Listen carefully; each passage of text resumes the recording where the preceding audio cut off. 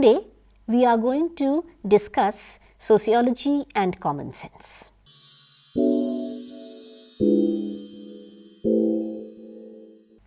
What is the relationship between the two? What problems common sense poses for us? What is sociological knowledge and how it can help us? Now, before we begin with this, I would like to bring an example from our own lives, which we as students of sociology, many of us must have faced that kind of a situation. That is, people seem to be capable of giving you free, unsolicited advice once you tell them that you are studying sociology.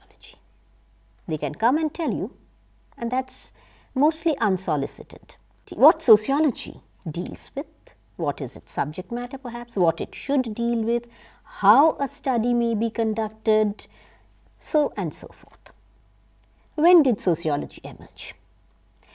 It emerged some 200 years ago in the context of the dissolution of the old order in Western Europe. The dissolution brought in the new modern industrial order.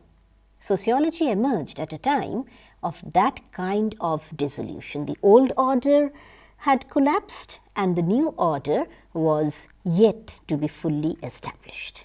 It was in that context that sociology emerged, tried to make sense of that kind of a situation in a scientific manner and also predict our future.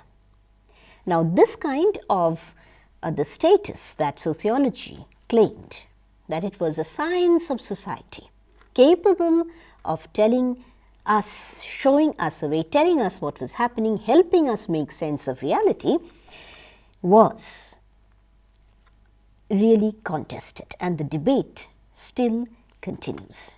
And particularly, this is the case with its relation to common sense. Why so again? Let's see. Before 200 years, for how long have people been living in groups in society, let's say? Many, many years, centuries, thousands of years before sociology emerged as a discipline. Did people need sociology then? But they have lived their lives. And of course, what sociologists intend to study, claim that they are studying, is already part of our experience. Therefore, the problem for sociology is more, because what natural sciences deal with, the subject matter, is really not about, strictly speaking, that everyday life of the people. It may concern, but not so centrally, unlike what is the subject matter of sociology, what it tries to study: society, social arrangements, institutional arrangements and all. And therefore, there is this kind of a close relationship that we have with common sense. And precisely because we have shared that kind of closeness, that kind of intimacy, that it becomes necessary for us, as sociologists, to clearly distinguish ourselves from common sense. So let us then see what are the problems of common sense. Common sense is based on our limited context. We draw our experiences from our limited life world that Bauman says, and even C. Wright Mills says that. So, the people we come in contact with in our immediate context, the things we intend to do, we do in our daily lives, in our daily routine, From that, we are trying to comprehend our reality. And we do not therefore look at something beyond our immediate context, beyond what would be that localized milieu that Mills talks about, into the role of larger structures, into our larger social histories. We don't do that. However, what we are doing, our own lives, we as individuals, and the history of society and its larger structures are all intertwined, and none can be understood in isolation from the other. But, and here lies the problem with common sense, that it does not allow us to compare our own private experiences with those of others who are not part of our immediate context. Therefore, it leads to what Bauman calls the privatization of social issues. Okay? It prevents individuals from rising above their limited, parochial, localized experiences to grasp the dynamics of social relations, study, understand how social structures play their roles in all these. No, we don't. So therefore, what is necessary? It is therefore necessary to develop a quality of mind that would help us in connecting, in grasping, and I quote from Mills, the interplay of man and society, of biography and history, of self and world. Therefore, the need is to overcome, to be capable of moving beyond common sense, beyond what we have already come to accept as the reality. And if someone have already read Peter Berger's Invitation to Sociology, would have come across the chapter on sociology as a form of consciousness, where he is talking about debunking as the central motive of that kind of a consciousness, sociological consciousness. Therefore, we must be able to move beyond common sense. And in order to do that, we need to develop that quality of mind which Mills calls is the sociological imagination. What is it? That it would help us in connecting, in grasping that interplay of man and society, of biography and history, of self and world. And in order to do this, we must distinguish between common sense and sociology. Bauman carves out 4 such dimensions for sociology to be distinguished from common sense. One is responsible speech, size of the field, making sense of reality, and defamiliarizing the familiar.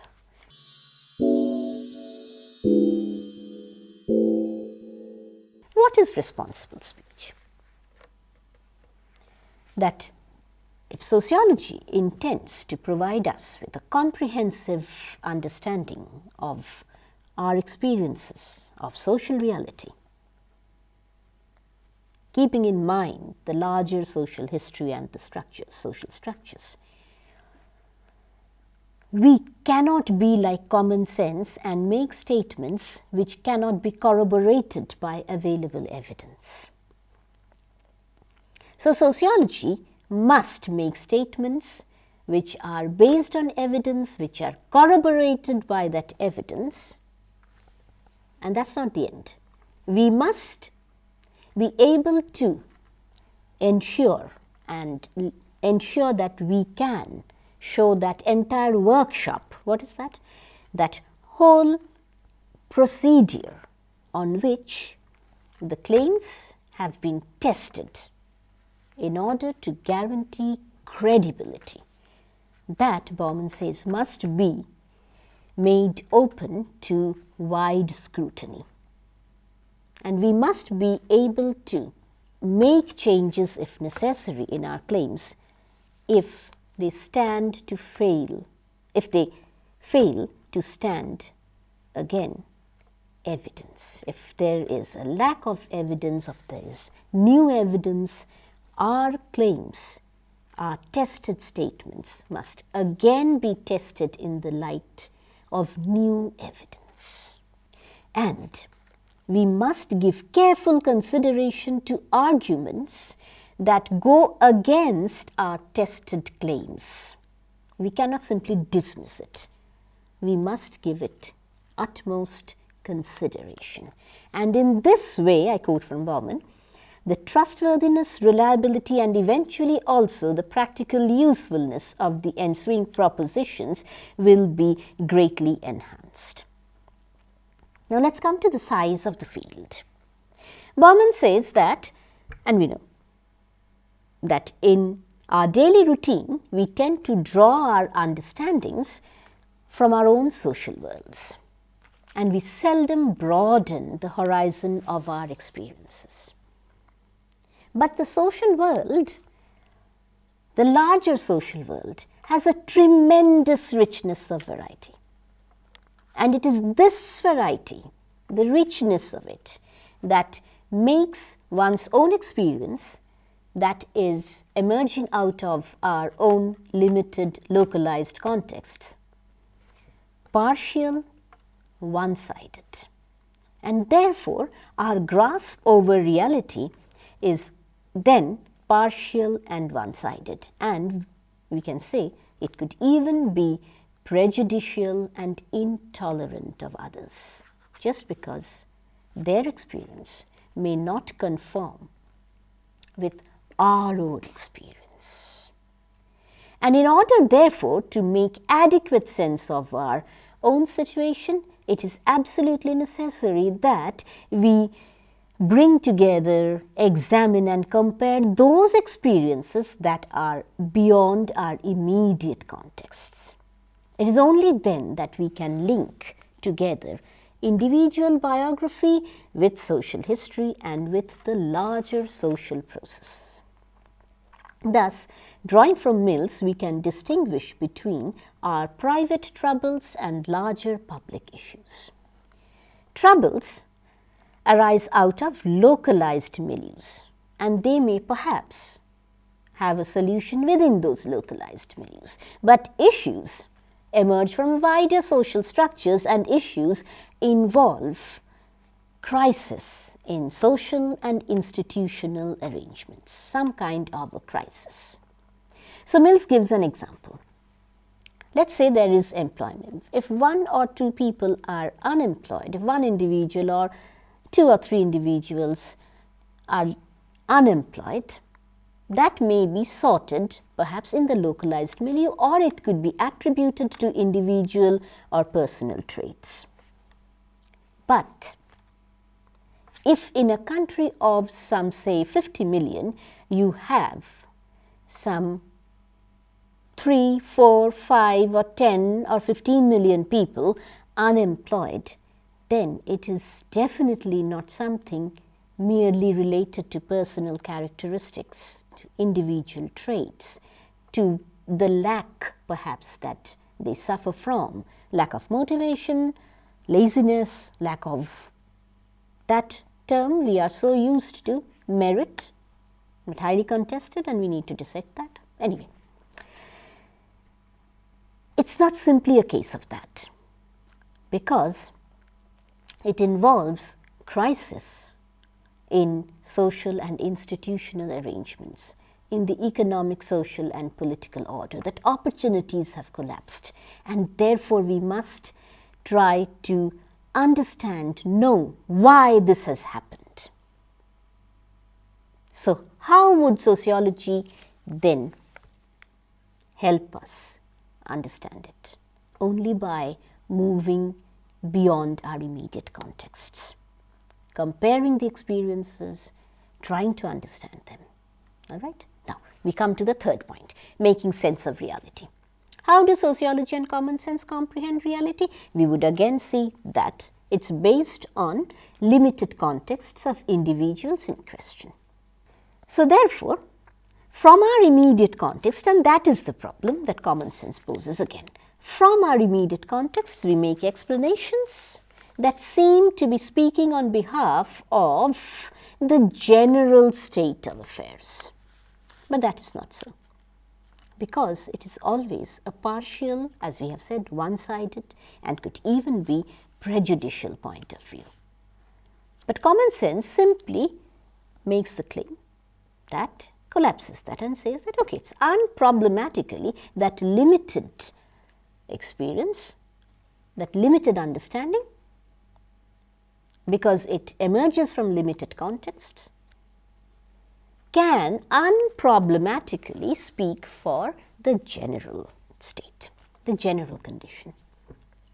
Sociology not only stands against it, but sociology tries to understand events in the wider structures and historical contexts. So sociology locates individuals in the larger networks of relations, structures and dependencies, and try to make sense of our reality. And here we come to the last point, and that is a very important point. We have already been dealing with this slowly in all the other 3 points that we have discussed. It is defamiliarizing the familiar. Common sense is powerful. Why? Because it is common sense. Of course, it's common sense. You don't know this. It's common sense. You don't have it.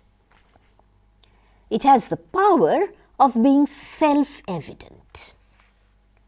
Common sense is therefore above introspection and interrogation. The familiar demands no explanation because it is familiar. It is there in front of you. It is common sense. And the familiar, deeply problematic, you see, also leads to the belief that little change is possible through human action, and thereby, if we read Bauman, we'll see, fatalism can also play a role here.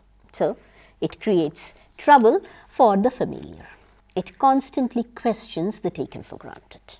It undermines the certitudes of life that comes with the self-explanatory and self-evident nature of common sense. Some of my students I had asked, and I also face this problem, is that we immediately started, after we have taken sociology seriously, and this questioning the familiar, the taken for granted and all, had problems with friends, with family, with neighbors, with a lot of people. That is, it creates trouble because it tries to defamiliarize the familiar. And Bauman writes it brilliantly when he says that, what is considered as self-evident, so familiar, sociology turns it into a puzzle and makes it so, takes away that familiarity from it, that it even creates some kind of a problem for the individual sociologist also. Because after all, the sociologist is a product of socialization. Society had already entered, isn't it, into our consciousness. And we also, when we are engaging seriously in sociological study, taking the discipline very seriously and what it tries to do, it also contests our own beliefs, things we have been so familiar with. So it is also a problem for us, but we must learn to deal with that. So therefore, and I take it from Peter Berger's Invitation to Sociology, sociology presupposes one is interested in looking some distance beyond the commonly accepted or officially defined goals of human actions. It presupposes a certain awareness that human events have different levels of meaning, some of which are hidden from the consciousness of everyday life. It may even presuppose a measure of suspicion about the way in which human events are officially interpreted by the authorities, be they political, juridical or religious in character. Then, what do we need to do? We need to therefore transcend common sense, because transcending common sense is one step forward in liberating ourselves. So sociology, by questioning the self-evident, opens up immense possibilities. It first of all provides a broad, open, emancipated vista on human life, as Burgess says. It makes us more aware of others who are not part of our immediate contexts and help us live with them. It gives ourselves greater self and social knowledge. And therefore, it opens up possibilities of control over our lives, of more freedom, of becoming sensitive, tolerant, and even appreciative of diversity, of diverse cultures. It makes possible, to quote from Bauman, exploration of human conditions that were hitherto invisible. So therefore, going beyond common sense explanations of our reality, we recognize possibilities of change, that the world is created by human action, and therefore nothing is eternal and immutable. There is the possibility of change. Of course, change doesn't come in through wishful thinking, and it needs concerted attempts that Durkheim has mentioned in order to change structure, because they are hardened structures, but still they are not eternal and immutable. Therefore, there is the possibility of change. Modern society came about through change, right? So sociology has that anti-fixating power. Sociological thinking, Bauman says, has an anti-fixating power, is therefore a power in its own right. So social relations, which seemed to have an oppressive fixity, is now open to challenge and change. This anti-fixating power widens the scope and practical effectiveness of freedom. So we become less subject to manipulation, more resilient to oppression, and capable of change. Individuals become therefore more effective and better social actors, connecting their individual biographies with the larger ones and opening up paths to social transformation.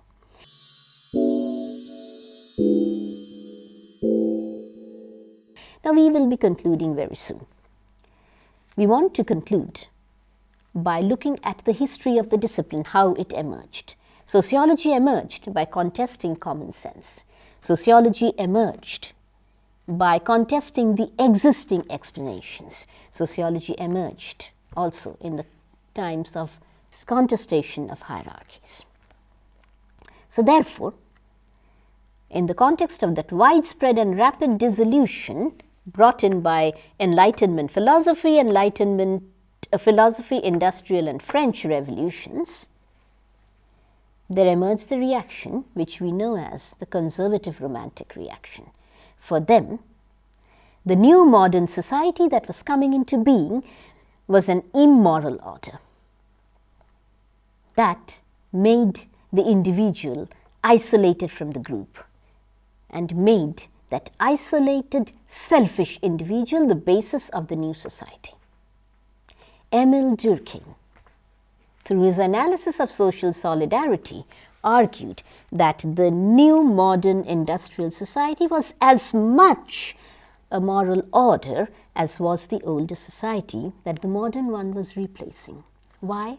Because indeed, in place of being uprooted and isolated immoral figure, the individual was a product of the new collective order and therefore a moral figure. The basis of that new order was not isolation, selfishness, and disorganization. No. The basis of that new order was a new form of solidarity. It was organic solidarity, which was brought about by the progression in the social division of labor, where likeness was replaced by difference as the new basis of solidarity. And it is this difference that led to greater interdependence. Because people are different, they need others more and more. different others more and more. And Durkheim argued, a very important argument, that it was this fact of difference that made possible the survival of all, and thereby he was going against Spencer's position of the survival of the fittest, that social evolution, like the natural one, was based on natural selection and the survival of the fittest, whereby unfit elements were naturally eliminated. We know that Spencer was against the introduction of the poor laws in England, saying that if we give them the chance to live and meddle with the natural social laws of selection and survival of the fittest, we would be allowing the unfit to continue and thereby bring about further problems and degeneration in society. Durkheim said, no, we don't need that, precisely because it is based, solidarity is based on difference, and therefore it promotes interdependence. Although Durkheim, of course, was against what he called the abnormal and pathological forms of division of labor, which we are not going into now. Questioning the common sense of that time, which saw suicide as an individual phenomenon and best handled by psychology, Durkheim marshaled data to convincingly argue that suicide was a social fact and outside the domain of psychology. It should be studied by sociology. While the act of suicide is an individual one, what makes it a social fact is its rate. Let us just conclude with another sociologist, Max Weber, who made a very important point, one of the fundamental points of his sociology, that of unintended consequences of human action. He demonstrated it in his Protestant Ethic and Spirit of Capitalism. He demonstrated there was an elective affinity between the Protestant ethic and modern capitalist ethos. Of course, Protestantism did not want to create or legitimize capitalism, but it was the unintended consequence of its preachers. How? Certain aspects of the ethic, such as being selflessly but systematically and intensively concerned with the affairs of this material mundane world that would allow to increase God's wealth on earth, had that elective affinity with the spirit of modern, profit-based, rational capitalism. I hope you have enjoyed the lecture. Thank you.